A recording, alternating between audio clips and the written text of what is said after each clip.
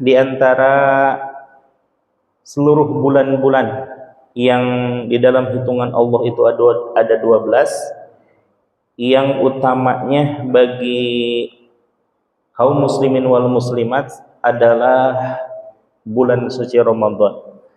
Terkait hadis Kangjeng Nabi, Inna Rajaba syahrullah, bahwa sesungguhnya bulan Rajab adalah bulannya Allah.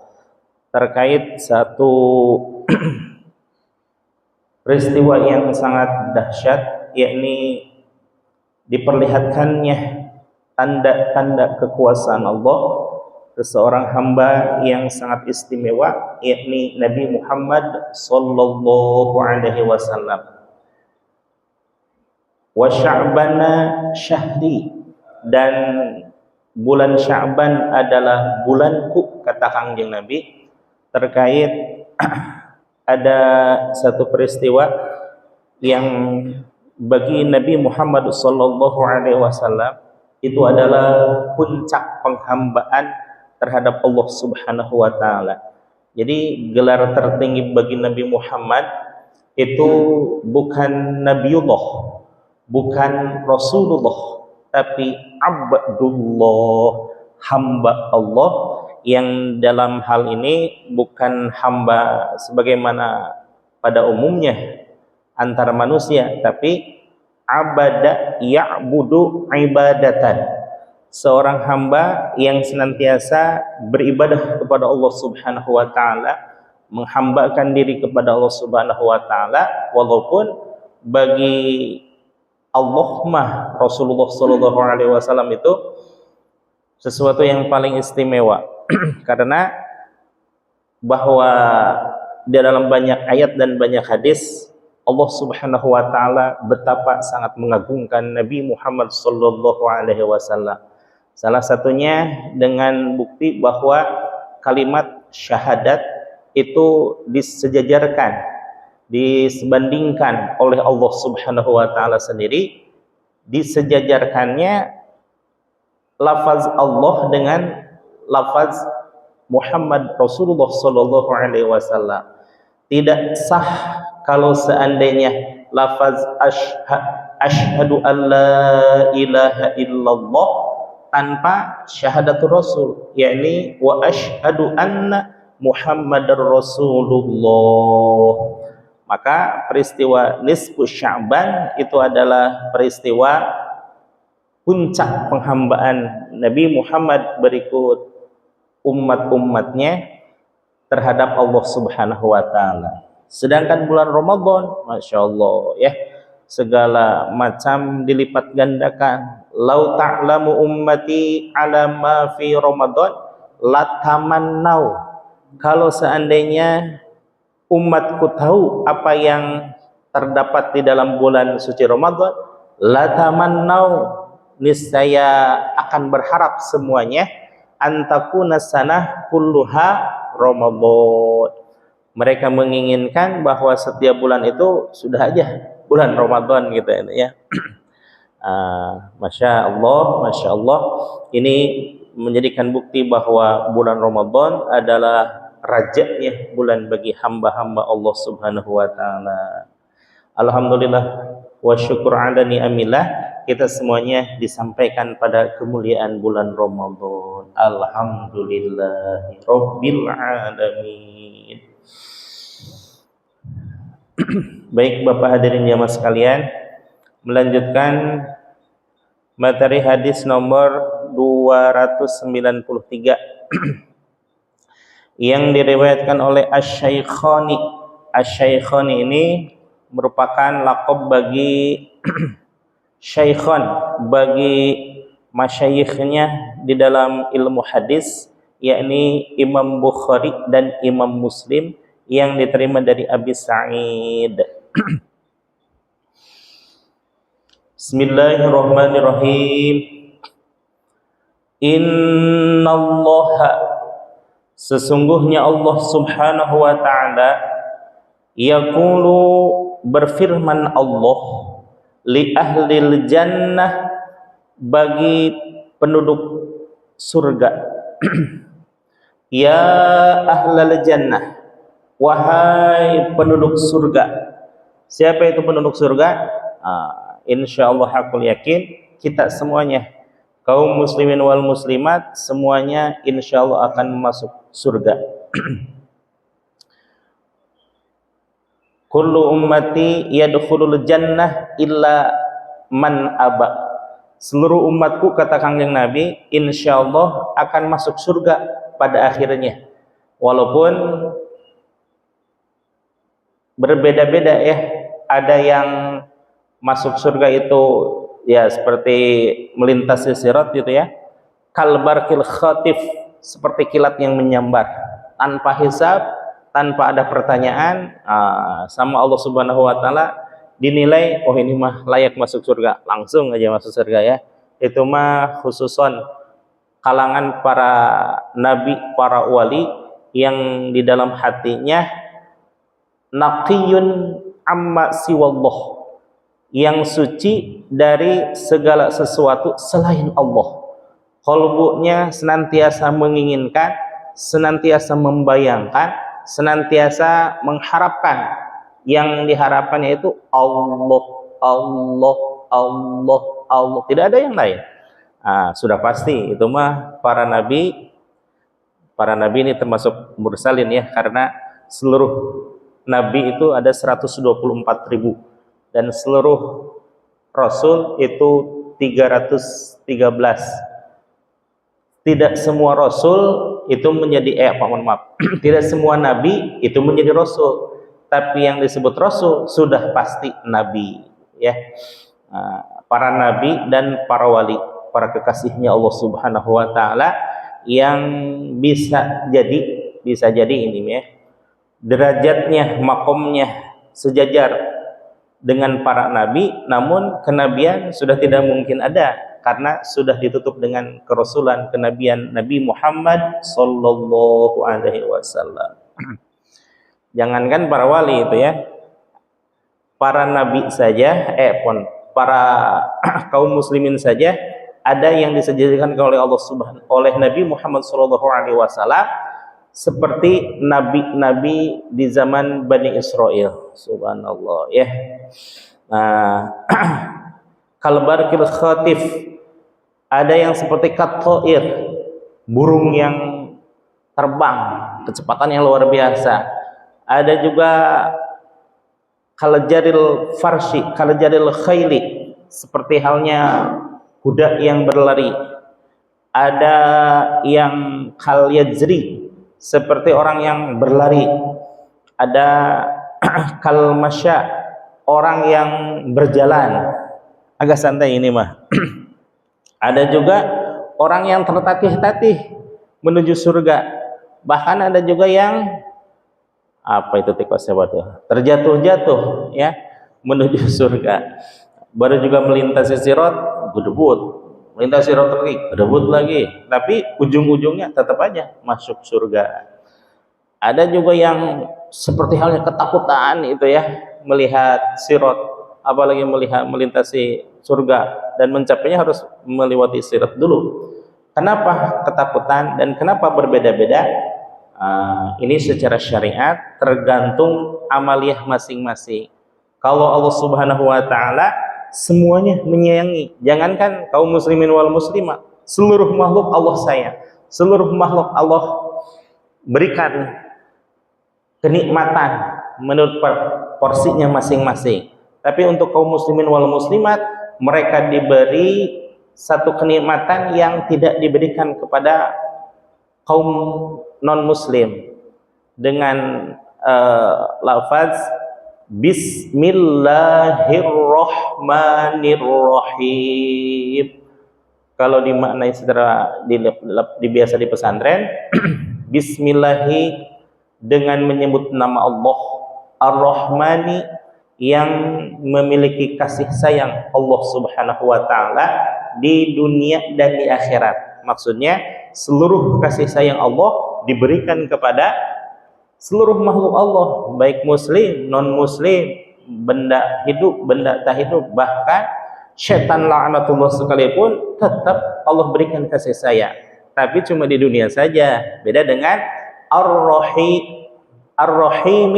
yakni sifatnya Allah Ar-Rahimi yang memiliki kasih sayang, luasnya tidak terkira, dan kasih sayangnya itu khusus kepada kaum muslimin wal muslimat saja di akhirat saja, ya, di akhirat, ya. Di akhirat ini dalam artian kaum non muslim tidak kebagian tidak kebagian karena ketika di alam dunia mereka tidak meyakini, tidak mengamalkan apa yang diamalkan dan diyakini oleh kaum muslimin. Sedangkan kaum muslimin mereka mengamalkan apa-apa yang tidak oleh kaum non muslim diamalkan. Apa itu? Keyakinan kepada Allah, salat yang 5 waktu, zakat yang untuk membersihkan jiwa dan harta kita, kemudian puncaknya adalah ibadah haji. Mereka semuanya tidak melakukan. Maka apa-apa yang dilakukan oleh kaum muslimin ketika hampir semua orang tidak melakukan, maka balasannya di akhirat, insyaallah. Mudah-mudahan semuanya dalam hadis barusan belum tersampaikan, ya. Waman aba ya Rasulullah, siapa yang enggan untuk masuk surga wahai Rasul? Man atani yadkhulunal jannah, siapa yang beriman mentaati Allah dan Rasulnya, itulah yang akan masuk surga. Wa may yang durhaka, wa may ya'sunallah wa man faqad aba, ya. Dan siapa yang mendurhakai Allah, tidak taat kepada Allah dan Rasulnya, faqad aba, sungguh mereka adalah orang-orang yang enggan masuk surga, ya. Masya Allah, semuanya dinilai oleh Nabi Muhammad SAW akan masuk surga walaupun berbeda-beda. Ada yang cepat, ada yang lambat, ada yang sangat lambat. Insya Allah mudah-mudahan semuanya dari kita masuk surga dengan sangat cepat dan dengan rahmat dan ridho Allah. Amin ya Allah ya Rabbal Alamin, ya. Emang di sini hadis ini menceritakan tentang ridho Allah di ujungnya, ya. Ya ahlal jannah, wahai penduduk surga. Fayaquluna kemudian mereka menjawab itu ahlul jannah, labbaika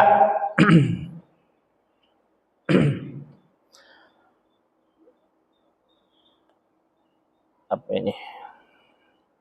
Labbaika, kami penuhi panggilanmu wahai Rabb. Rabbana, wahai Tuhan kami. Wa sa'daika, dan semoga keriduan ini, ya. Wa sa'daika, dan semoga engkau ridho terhadap kami. Wal khairu, dan juga kebaikan, fi yaddaika, ada di dalam tangan kekuasaanmu, ya Allah. Fayaqulu, kemudian Allah bertanya, hal raditum, apakah kamu sekalian ridho? Kata Allah Subhanahu wa ta'ala bertanya kepada penduduk surga, apakah kalian ridho wahai penduduk surga? Nah, para penduduk surga kaget juga, ya. Bukankah kami masuk surga dengan ridho-Mu, ya Allah? Lalu apalagi yang tidak kami ridhoi, gitu, ya. Fayaquluna, kemudian mereka menjawab, wa ma lana lanardo, apakah yang tidak kami ridho wahai Allah? Wa qad a'taitana, sedangkan engkau memberikan kepada kami semuanya, ma lam tu'ti ahadan, sesuatu yang tidak diberikan kepada seorang pun, min khalqika, dari makhluk-makhlukmu. Maksudnya bahwa penduduk ahli surga ini merasa heran, semuanya ini pemberian Allah, lalu apalagi yang tidak mungkin kami ridhoi, sedangkan Allah saja memasukkan ke dalam surga itu dengan rahmat dan ridhonya, bukan dengan ibadah kita, bukan dengan zikir kita, bukan dengan sholat kita, bukan dengan sedekah kita, dan bukan segala-galanya, karena memang tidak ada satu amalan pun yang bisa untuk memasukkan ke dalam surga.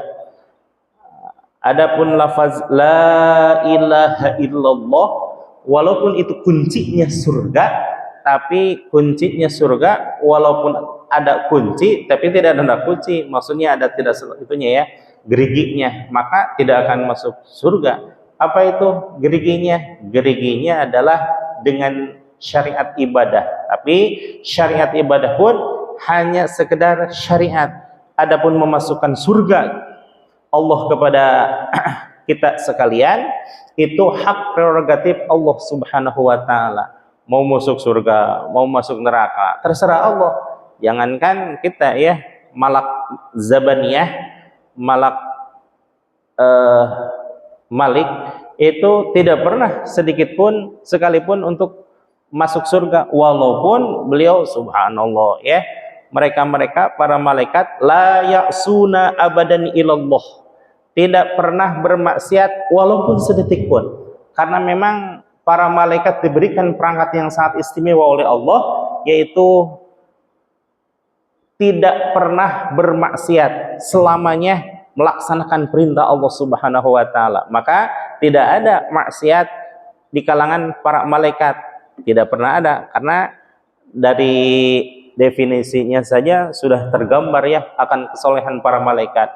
La ya'suna abadan ilallah, tidak pernah bermaksiat selamanya kepada Allah ya.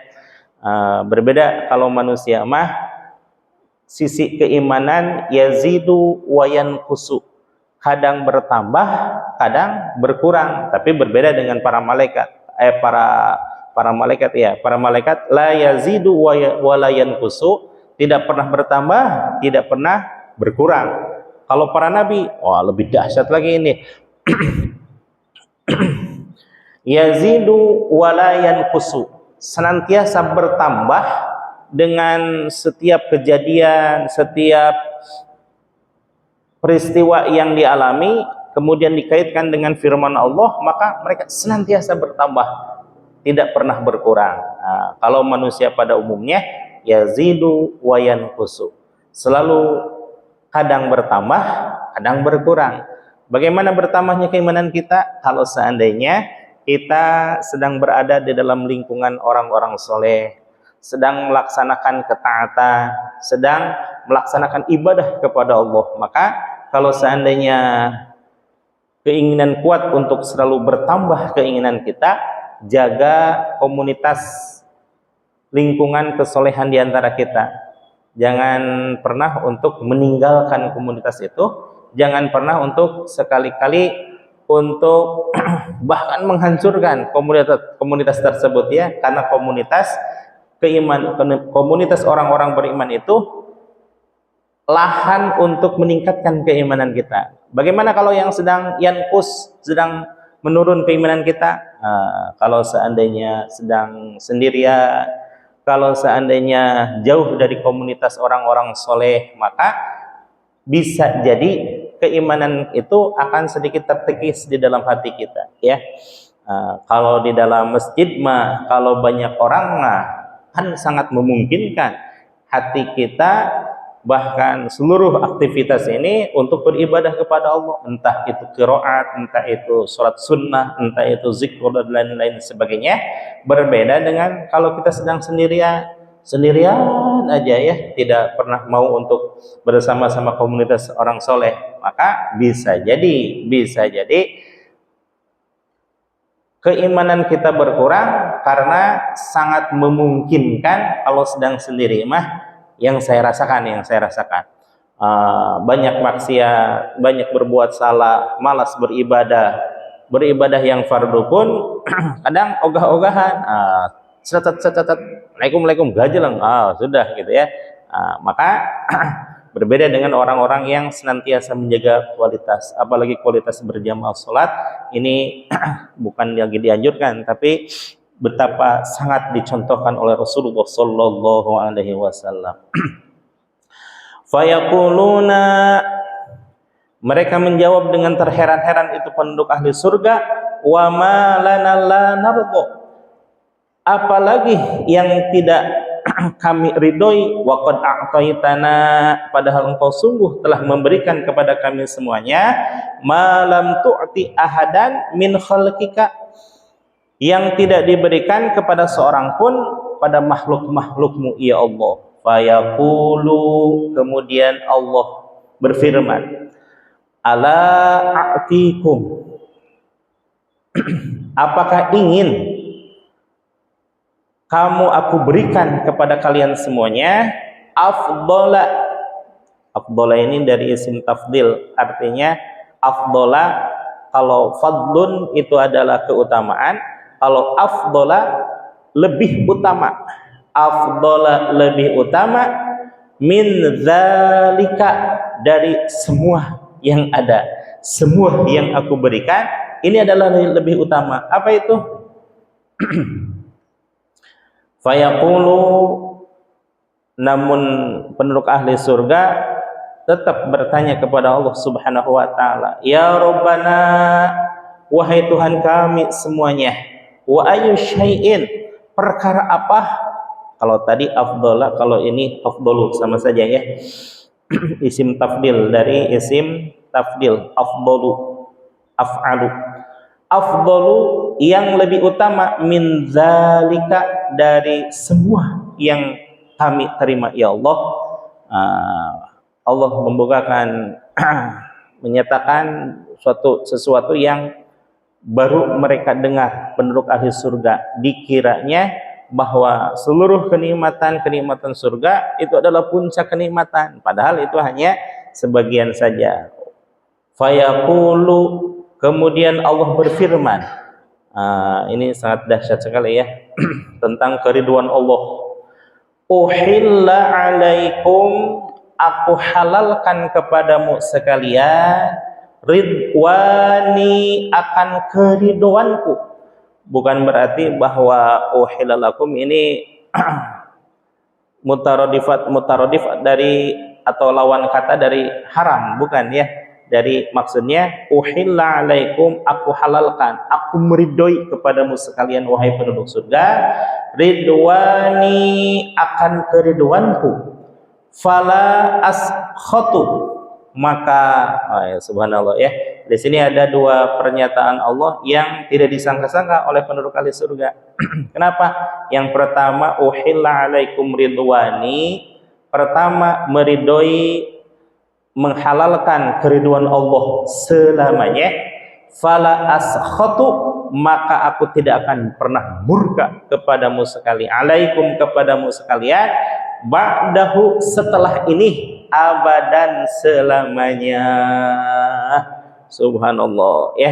Ada dua kenikmatan yang betapa ini yang sebagaimana dulu di alam dunia selalu diharapkan oleh penduduk surga ini. Apa itu? Keridhaan dan juga tidak pernah atau sama sekali tidak tersentuh oleh murkanya Allah Subhanahu wa taala ya. Bahwa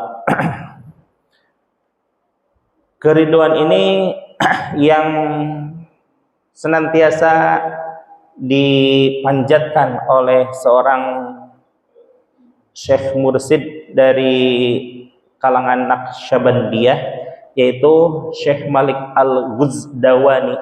Syekh Malik Al-Ghuzdawani ini murid dari muridnya Syekh Muhammad Bahauddin An-Naqsyabandi. Mursyid pertama dari kalangan Naqsyabandiyah, Syekh Bahauddin An-Naqsyabandi. Yang kedua, mohon maaf lupa siapa gitu ya.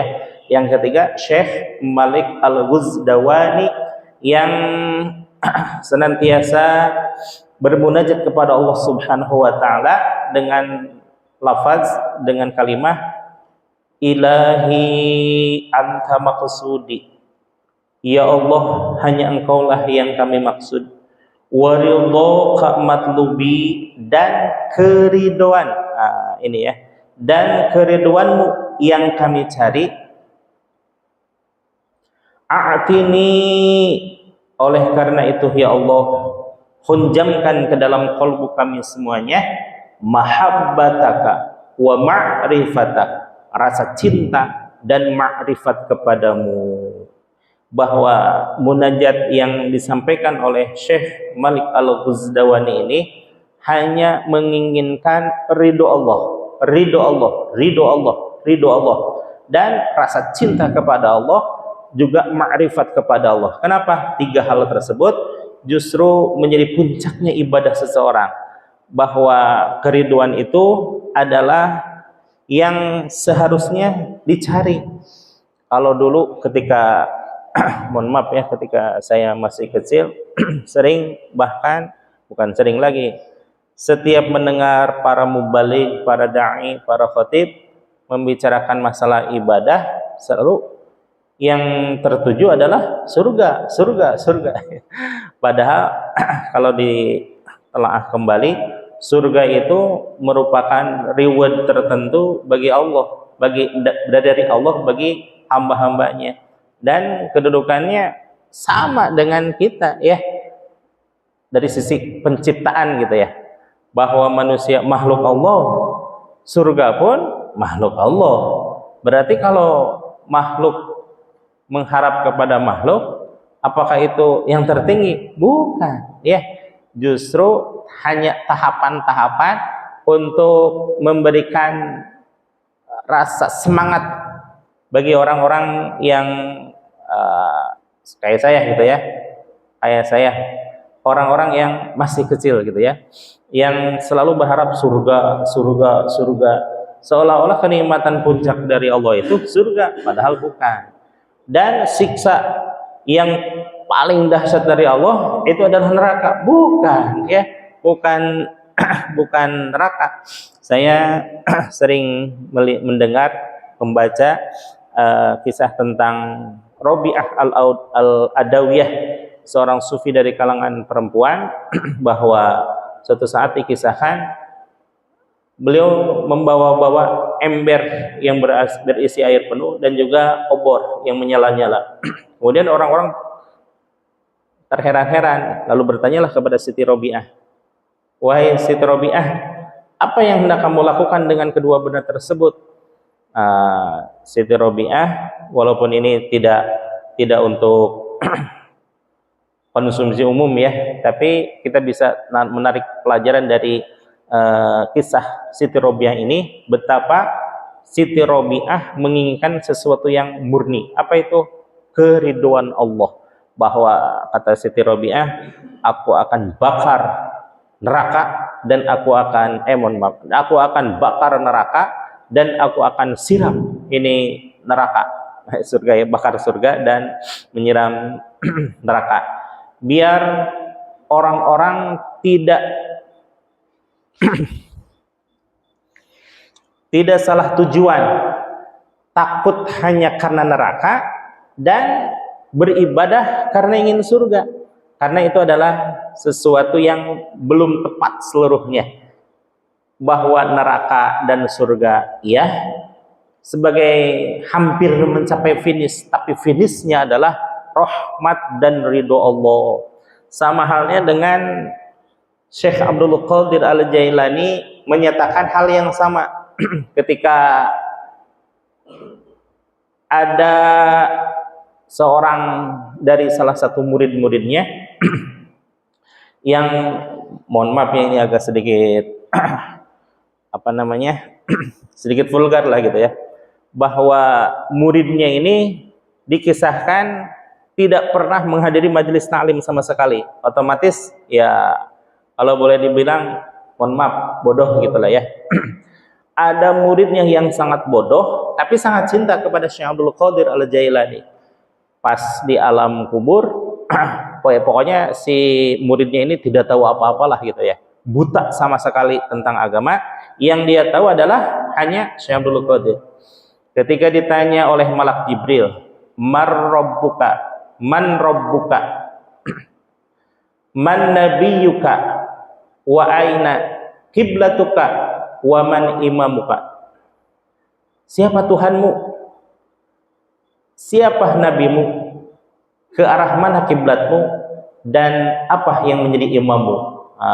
Si orang ini otomatis gelegapan lah gitu ya. Gelegapan karena memang tidak pernah tahu siapa ya Tuhan saya. Ya, saking bodohnya ini. Aduh, nabi saya siapa ini ya? Kemudian imam saya yang menuntun saya dalam kehidupan ini siapa? Dia juga nggak tahu. Dan kemana arah kiblatmu? Dia tidak tahu, sama sekali tidak tahu. Kemudian si orang tersebut karena memang kecintaannya kepada Syekh Abdul Qadir, mohon maaf nih ya. Orang tersebut menyatakan, Syekh Abdul Qadir, siapa Nabi? Syekh Abdul Qadir. Siapa imammu? Syekh Abdul Qadir. Padahal yang ditanya adalah Al-Quran gitu ya. Wa aina qiblatuka? Syekh Abdul Qadir katanya. Orang-orang malaikat terheran-heran gitu. Sebelum menyiksa karena memang ini peristiwa baru terjadi pertama kali katanya. Yang biasanya tidak pernah menyebutkan siapa-siapa.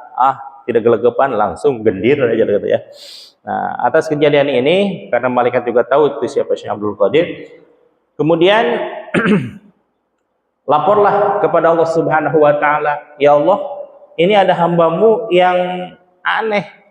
Dia setiap aku bertanya, dia hanya menyebutkan Syekh Abdul Qadir, Syekh Abdul Qadir, Syekh Abdul Qadir gitu ya. Kata Allah, siksa saja. Nah, kemudian kembalilah ke kubur orang tersebut. Setelah sampai, ternyata ada Syekh Abdul Qadir. Kata Tuan Syekh, wahai malaikat, ini muridku yang paling bodoh. Dia tidak tahu apa-apa, hanya tahu adalah aku saja.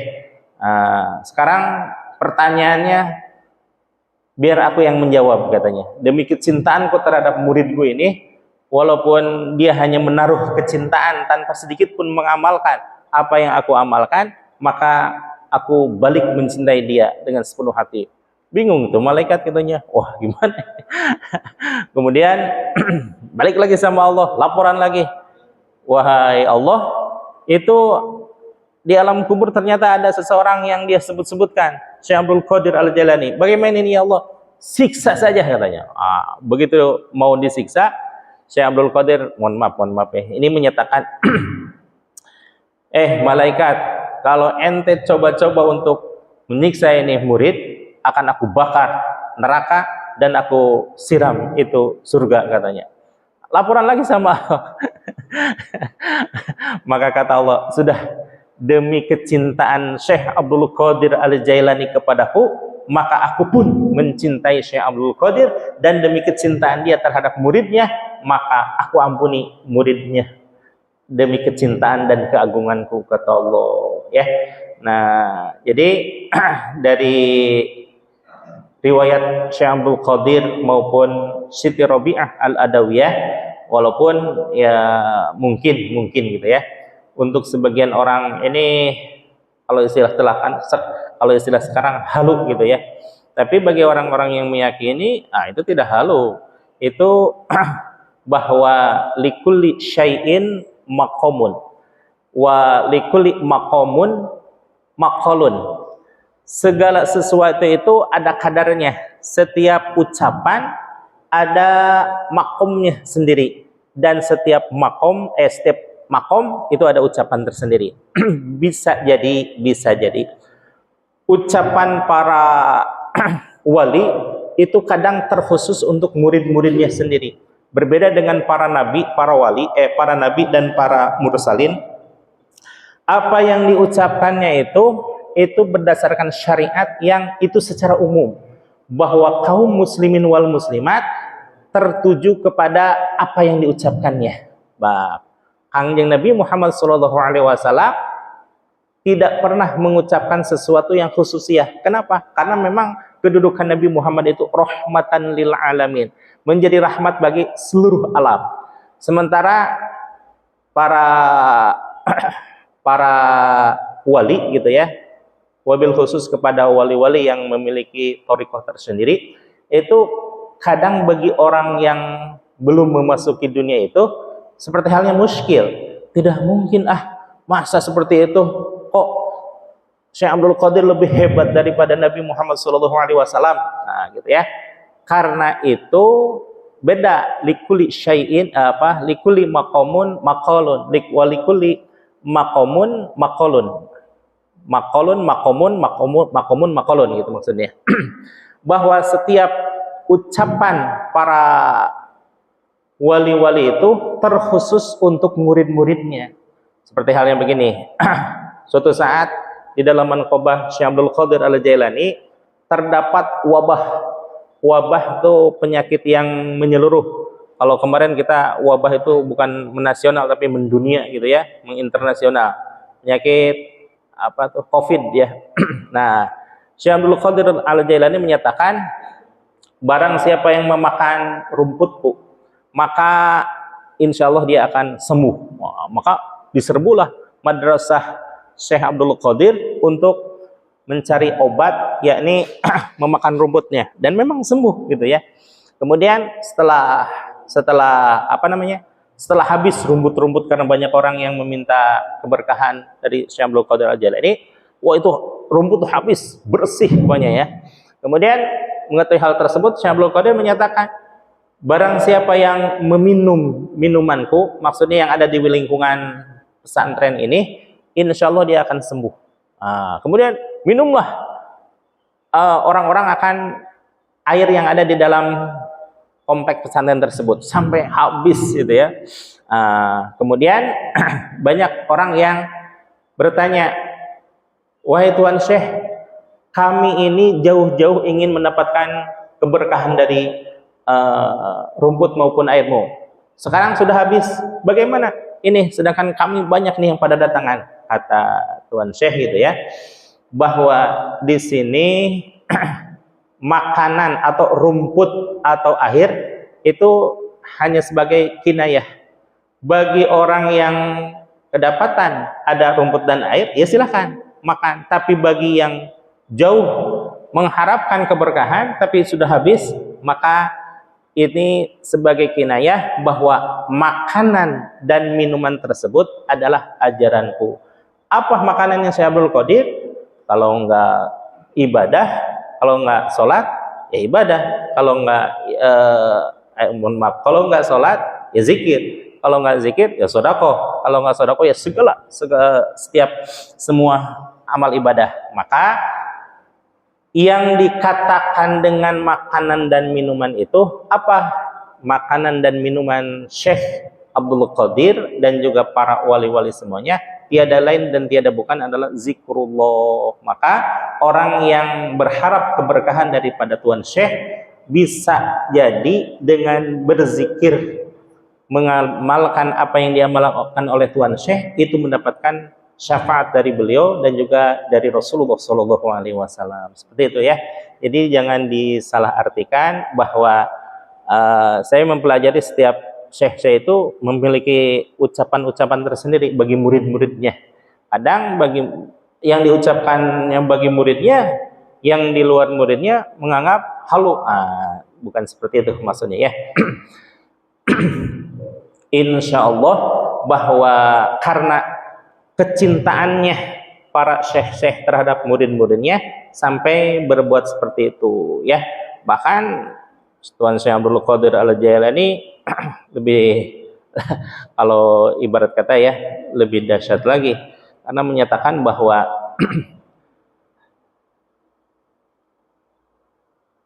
setitik pun aku tidak akan berpaling dari pintu neraka katanya. Kenapa? Aku akan menjaga murid-muridku dari masyrik hingga maghrib, semuanya ada dalam catatanku nama murid-muridku. Satu saja yang dihadapkan ke pintu neraka, maka akan aku halau orang tersebut sampai orang tersebut tidak jadi masuk neraka. Nah, ini jangan diartikan seutuhnya ya, seutuhnya. Yang menjaga dari pintu neraka itu apanya? Bukan syekhnya, tapi ajarannya.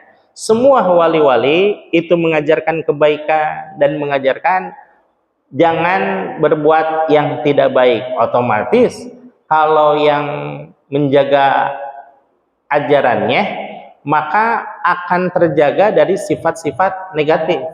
Seperti yang begini aja lah. Kalau seandainya seorang pengendara gitu ya, Kalau seorang pengendara mematuhi aturan lalu lintas, memakai helm, kemudian memakai safety itu ya, sarung tangan dan juga sepatu. Kalaupun toh ada razia, sekalipun banyak polisi-polisi, ya damang-damang saja. Kenapa? Karena kita memang taat, SIM-nya ada dan STNK-nya ada dan berkendaraan sesuai dengan keamanan, ya pasti lolos itu. Sama halnya dengan seperti itu ya. Kalau seandainya kita berbuat baik, maka di lingkungan negara, insya Allah kita akan dianggap sebagai warga negara yang baik.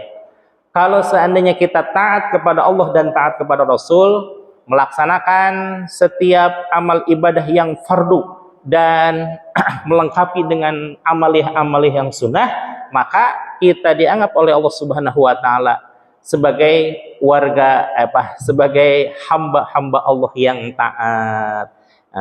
Insya Allah semuanya ya.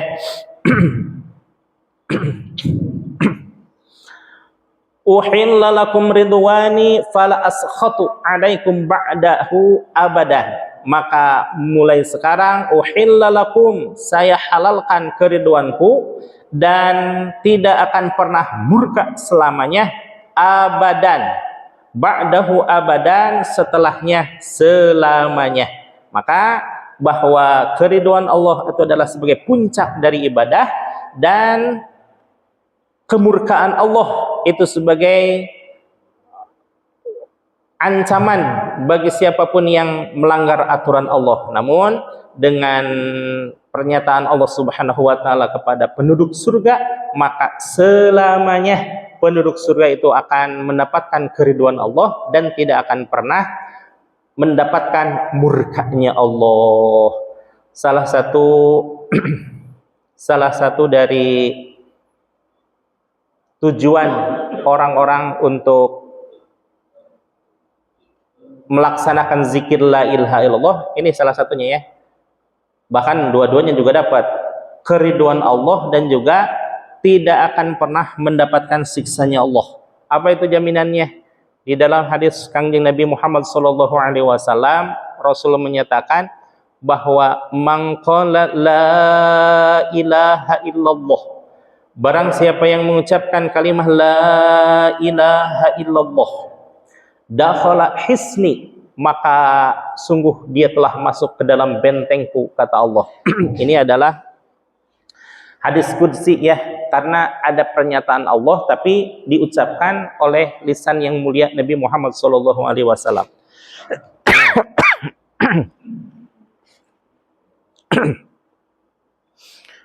Wa man dakhala hisni, barang siapa yang masuk ke dalam bentengku, amina min azabi,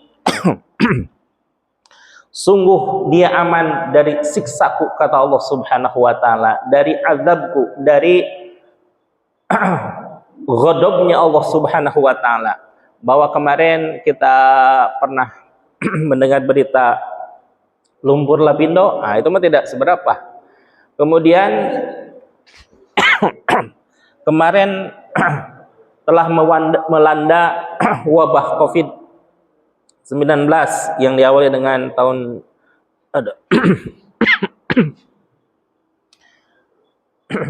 2019, maka itu tidak ada apa-apanya walaupun itu sedunia gitu ya. Bahkan kalau nanti terjadi kiamat, itu tidak ada apa-apanya.